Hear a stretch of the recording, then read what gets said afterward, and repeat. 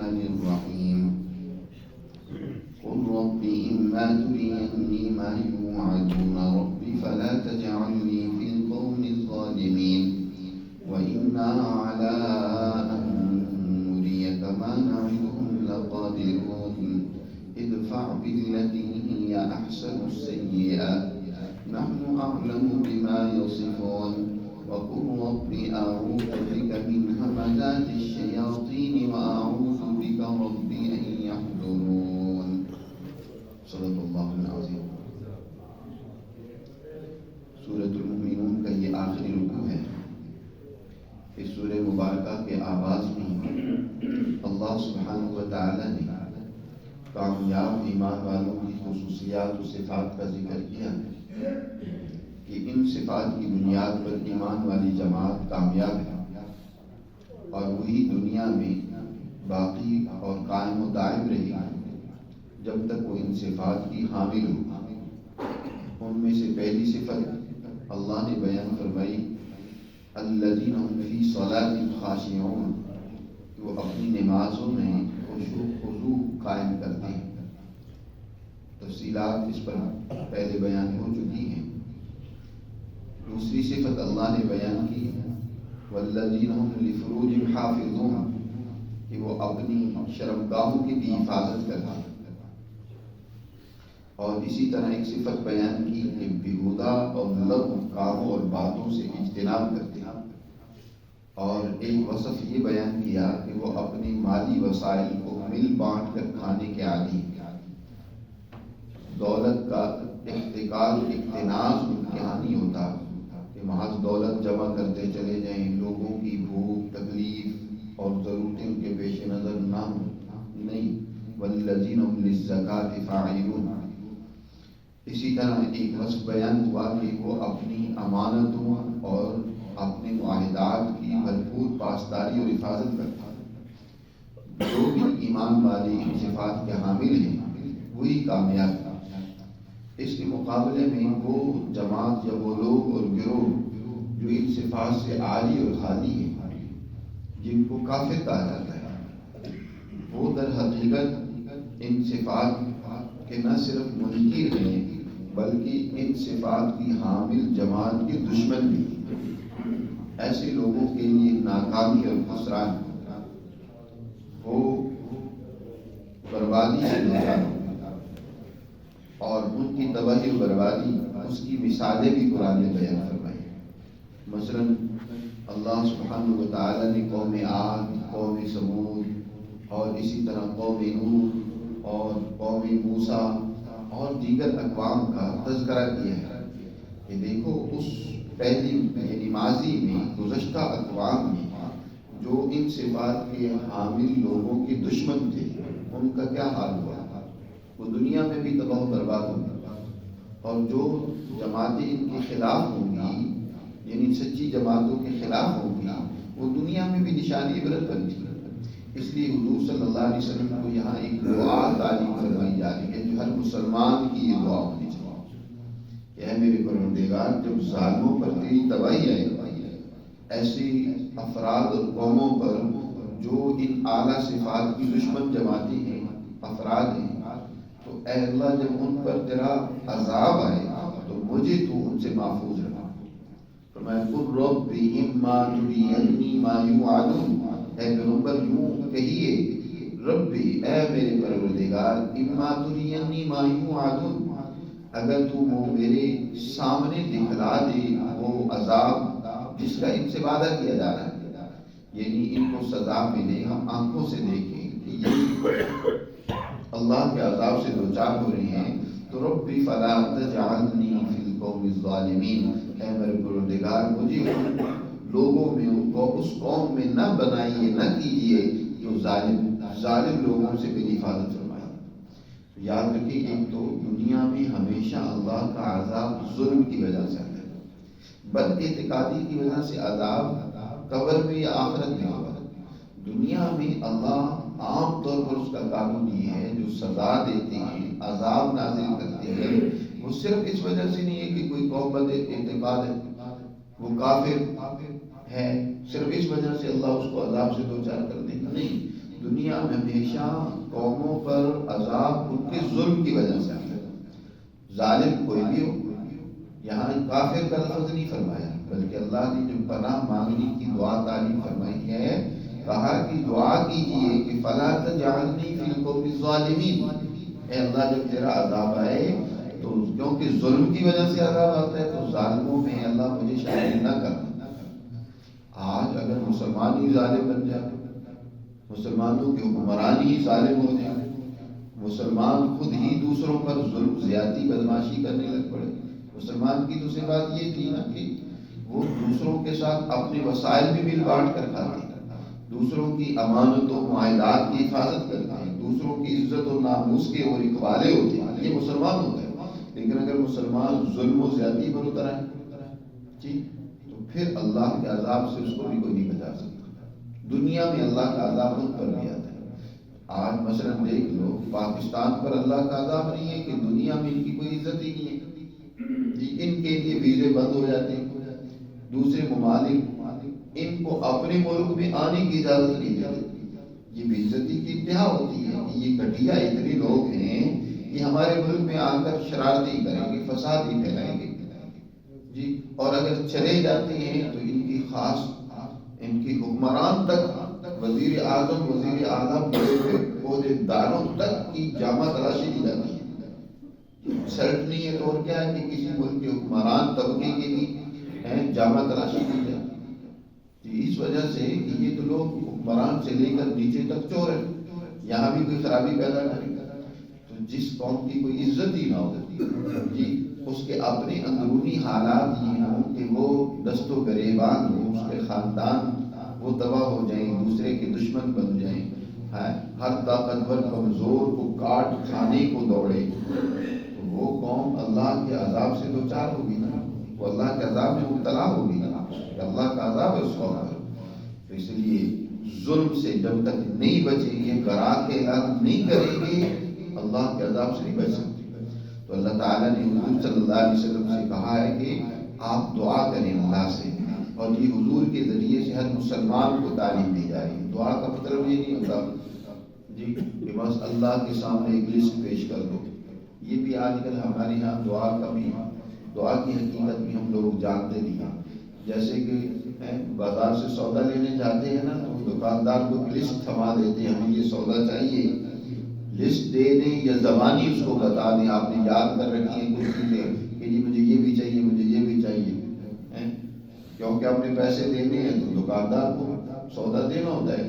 اسی طرح آپ گویا اللہ میاں کی حضور ایک لسٹ تھما دیتے ہیں کہ اللہ مجھے یہ بھی چاہیے، یہ بھی چاہیے، اس لیے میں تیرا بندہ ہوں، تو میرا رب ہے، میں نے یہ نماز پڑھی ہے، میں نے عبادت کی ہے، اس لیے تیرے اوپر لازم ہے کہ تو میری یہ ضرورتیں پوری کر.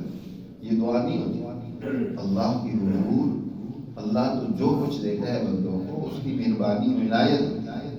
دعا کا مطلب یہ ہوتا ہے کہ یا اللہ میں ایک اچھے کام کا عزم اور ارادہ رکھتا ہوں، یا اللہ میں نے یہ نیکی کا کام کرنا ہے، نماز مثلا پڑھنی ہے یا کوئی بھی دوسرے کی مدد کرنی ہے، کوئی بھی نیکی کا کام ہے آپ وہ کرنا چاہتے ہیں تو اللہ کی مدد اور نصرت طلب کرتے ہیں کہ اللہ اس راستے میں جو رکاوٹیں آئیں گی ان کو دور کر دیں.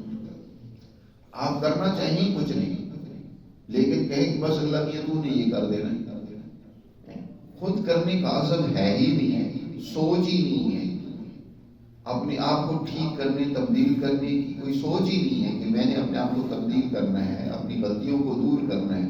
بس اللہ سے کہتے ہیں کہ اللہ مجھے معاف کر دے، مجھے معاف کر دے، تو کر دے، میں تو ٹھیک ہونا کوئی نہیں چاہتا، میں نے تو اپنے آپ کو درست کرنا کوئی نہیں. یہی وجہ تو ہے کہ آج ہماری دعاؤں میں اثر نہیں ہے، قبولیت نہیں ہے. پھر اس کی اور بھی شرائط ہوتی ہے کہ انسان جب اللہ سے مانگے یہ نہ ہو کہ نجاستوں میں گندگیوں میں گھرا ہو. ایک آدمی کسی کے مجلس میں کسی سے ملنے چلا جائے لیکن اس کے جسم پر نجاستیں لگی ہوئی ہو تو وہ تو اس کی طرف نظر بھی نہیں کرے گا، بلکہ وہاں سے اس کو بھگانے کی کوشش کرے گا. جا بھائی ادھر میرا بھی تو نے جینا مرنا حرام کر رکھا ہے، کیا بدبو لگا کر آ گیا جی. اس سے بڑی بدبو کیا ہوگی کہ انسان حرام اثرات جسم پر لے کر جائے جی. یہ بڑا متعفن اس کا ہوتا ہے حرام کا، بدماشی کا، کہ انسان جو ہے حضور صلی اللہ علیہ وسلم نے ارشاد فرمایا ایک بندہ کہتا ہے یا ربی یا ربی یا ربی، اس کی حالت بڑی بکھری ہوئی ہے، پریشان خود ہے، برا گندہ ہے، اور وہ دعائیں مانگ رہے ہیں میرے رب میرے رب میرے رب، کیف یستجاب، اللہ کی دعا کیسے قبول کرے گا؟ مطعمہ حرام وملبسہ حرام ومشربہ حرام، کھایا ہوا حرام، پہنا ہوا حرام ہے، اس کا سارا تو حرام، لباس جو ہے نجس یعنی حرام کا اس نے پہن رکھا ہے، جو کچھ کھا کر آیا ہے وہ حرام کا ہے، اور دعائیں مانگ رہے ہیں اللہ تعالیٰ تو اس کی اس نجاست کو دیکھتے ہیں، ظاہری نجاست وہاں نہیں دیکھی جاتی، وہ باطنی نجاست، انما المشرکون نجس، مشرک نجس اور ناپاک ہیں، یہ تو مطلب نہیں ہے کہ ان کے ظاہری جسم پر کوئی نجاست لگی ہوئی ہے، وہی ان کی باطنی نجاست کو اللہ نے نجاست سے تعبیر کیا، اللہ کے ہاں وہی دیکھی جاتی ہے، تو اس حرام سے توبہ نہ کریں، اس کو چھوڑے نہیں، اس سے باز نہ آئیں اور دعائیں مانگے جائے تو اللہ کہاں سے قبول کرے گا؟ کیسے یستجاب؟ تو اللہ تو نظر التفات ہی نہیں فرمائے گا۔ اور پھر اسی طرح جو آپ کرنا چاہتے ہیں اس میں پرعزم ہو، گناہوں سے بچنے کی دعا ہے، اس کے لیے عزم ہو، یا اللہ میں اس گناہ سے بچوں گا لیکن میرے راستے میں شیطان میرا دشمن ہے، وہ رکاوٹ ڈال دیتا ہے، کوئی اور رکاوٹ آ جاتی ہے، تو میری مدد فرما کہ میں اس شیطانی دشمن اور اس کے وسوسوں سے بچ سکوں۔ اس لیے اگلی آیات میں وہ بھی آ رہا ہے کہ شیطان سے بھی پناہ مانگو۔ فرمایا وَإِنَّا عَلَىٰ أَن نُرِيَكَ مَا نَعِدُكَ لَقَادِرُونَ، اللہ تعالیٰ فرماتے ہیں کہ بے شک ہم جو جس بات کا ان سے وعدہ کر رہے ہیں نا ظالموں سے کہ ان پر ضرور اللہ کا عذاب آئے گا، وہ عذاب دکھلانے پر، عذاب ان پر اتارنے پر پوری قدرت رکھے، لقادرون، وہ ہماری قدرت سے باہر نہیں ہے، لیکن اے پیغمبر یہ ظالم ہیں، فسادی ہیں، آپ کو تنگ کرتے ہیں، آپ کے خلاف پروپیگنڈے کرتے ہیں، آپ کے دشمن ہیں، آپ کی کیا ذمہ داری ہے؟ کیا آپ بھی دشمنی پر اتریں؟ مسلمان ہیں، یاد رکھیں انفرادی زندگی میں، اجتماعی زندگی میں نہیں، انفرادی مسائل میں اس کا رویہ وہ ہوتا ہے جو قرآن نے یہاں ذکر کیا، ادفع بالتی ہی احسن السیئہ، کہ برائی کا بدلہ برائی سے نہیں اچھائی سے دینا چاہیے۔ انفرادی اعمال ہیں، اگر ایک فرد دوسرے فرد کے ساتھ زیادتی بھی کرتا ہے، برائی کا بھی ارتکاب کرتا ہے، تو حد الوسع اس برائی کا بدلہ برائی سے نہیں اچھائی سے دینا چاہیے، اس کے ساتھ اچھی طریقے سے پیش ہو۔ لیکن اس معاملے کو اجتماعی مسائل میں نہیں دیکھنا چاہیے، کسی کے حق میں کوئی زیادتی کرتا ہے تو یہ نہ آدمی کہے کہ نہیں یار اس کو جانے دو، کوئی بات نہیں، کسی کے حق میں مسلمان کسی ظالم کی، فسادی کی زیادتی کو برداشت نہیں کرتا، اس کو روکتا ہے۔ اس لیے تو نبی کریم صلی اللہ علیہ وسلم نے ارشاد فرمایا نا، ایمان کا سب سے اونچا درجہ تو کیا ہے کہ برائی کو دیکھو تو ہاتھ سے روکو، اگر ہاتھ سے نہیں روکنے کی طاقت، ہاتھ سے روکنے کی طاقت کس میں ہوتی ہے؟ حکومت میں۔ جی عام آدمی کو اس کا اختیار نہیں ہے کہ وہ ہاتھ سے زبردستی روکنے لگ پڑے، اور اگر زبان سے نہیں روک سکتے، ہاتھ سے نہیں روک سکتے تو زبان سے روکو۔ زبان سے راز طاقت کس کی ہوتی ہے؟ اہل علم کی، علماء کی، وہ زبان سے لوگوں کو ان کی خرابیاں، ان کے جرائم، ان کی زیادتیاں بتائیں۔ اور اگر فرمایا اس کی بھی طاقت نہیں ہے تو کم از کم تمہارے دل میں عزم ہو کہ ہم اس برائی کو روکیں گے۔ عام آدمی ہے جس کے پاس کوئی طاقت نہیں ہے، وہ دوسرا اس کی بات بھی سننا گوارا نہیں کرتا تو اس کے دل میں نفرت موجود ہے۔ فرمایا یہ اضعف الایمان، ایمان کا کم سے کم درجہ ہے، وہاں تو برائی کو روکنے کا حکم نہیں، جب دوسرے پر زیادتی ہو رہی ہو تو اس وقت برائی کو دور کرنے، روکنے کا عزم ہونا چاہیے۔ ہاں خود کے ساتھ کسی نے زیادتی کی ہے انفرادی طور پر، تو کیونکہ تمہارا حق اس نے دبایا ہے تو تم اس کے ساتھ کس طریقے سے پیش آؤ گے؟ اچھے برتاؤ سے پیش آؤ۔ یہ تمہارا رویہ، تمہارا برتاؤ، تمہارا حسن اخلاق اس کو رام کر دے گا، اس کے شر کو خیر میں بدل دے گا۔ انفرادی زندگی میں، گھریلو زندگی میں، خاندانی زندگی میں، عام معاشرتی زندگی میں جب ایک مسلمان کا رویہ دوسرے مسلمان کے ساتھ حسن سلوک کا ہوتا ہے، اچھے سلوک کا ہوتا ہے، تو یقیناً وہ جو خرابی اور برائی کر رہا ہوتا ہے اس کے دل میں بھی، اس کے بھی سینے میں دل ہوتا ہے، ضمیر ہوتا ہے، وہ بھی اس کو ملامت کرتا ہے، یار دیکھ تو کیا کر رہا ہے اور وہ تیرے ساتھ کیا سلوک کر رہا ہے۔ یہی چیز اس کو سوچنے، اس کو اپنے آپ کو بدلنے پر مجبور کرے گی۔ تو یہاں اصل میں بات لوگ خلط ملط کر دیتے ہیں. انفرادی اور اجتماعی زندگی کے مسئلے کو بھی اپنی جگہ پر رکھ کر جب نہیں سمجھتے تو اجتماعی مسائل میں بھی کہتے ہیں ان حکمرانوں کو چھوڑ دیں، یہ جو کر رہے ہیں بس اپنے آپ کو ٹھیک کریں.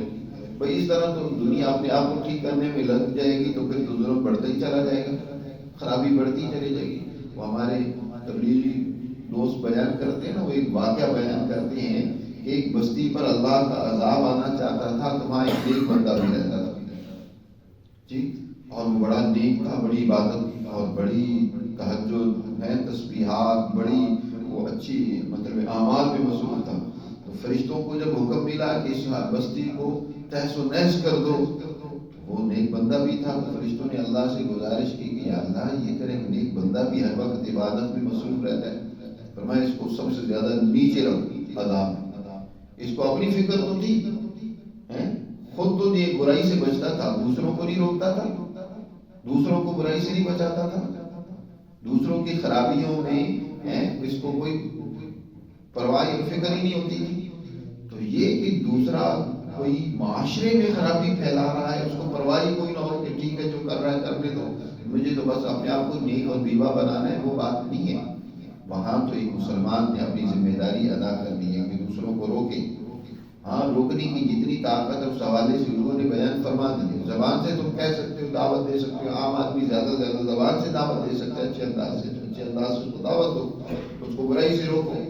طاقت ہے تو حکومت کی ذمہ داری ہوتی ہے کہ اس کو طاقت کو استعمال کرو. تو ہاں گھریلو زندگی میں ہے یا عام معاشرتی زندگی میں تمہارے پڑوسی نے تمہیں کچھ کہہ دیا، راستے پہ جاتے ہوئے اتفاق سے جان بوجھ کے نہیں، کسی کی ٹکر تم سے ہو گئی، ادفع باللتی ہی احسن السیئۃ، تمہیں جو تکلیف پہنچی ہے اس کا بدلہ برائی سے نہیں اچھائی سے لو. ادفع باللتی ہی احسن السیئۃ نحن اعلم بما یصفون. اے پیغمبر یہ آپ کا وصف اور عمل ہونا چاہیے، اور ہم جانتے ہیں جو کچھ آپ کے متعلق یہ بیان کرتے ہیں نا. کبھی آپ کو حضور صلی اللہ علیہ وسلم کو کبھی کچھ مجنون کہہ دیا، کبھی الیاذ باللہ شاعر کہہ دیا، کبھی کچھ کہہ دیا. فرمایا ہم خوب جانتے ہیں جو یہ کہہ رہی ہیں یا کر رہے ہیں آپ کے بارے میں. وقل رب اعوذ بک من همزات الشیاطین. اس کے بعد شیطانوں سے پناہ مانگنے کی بھی دعا کی تعلیم فرمائی ہے. اس پر انشاءاللہ کل بات کریں گے.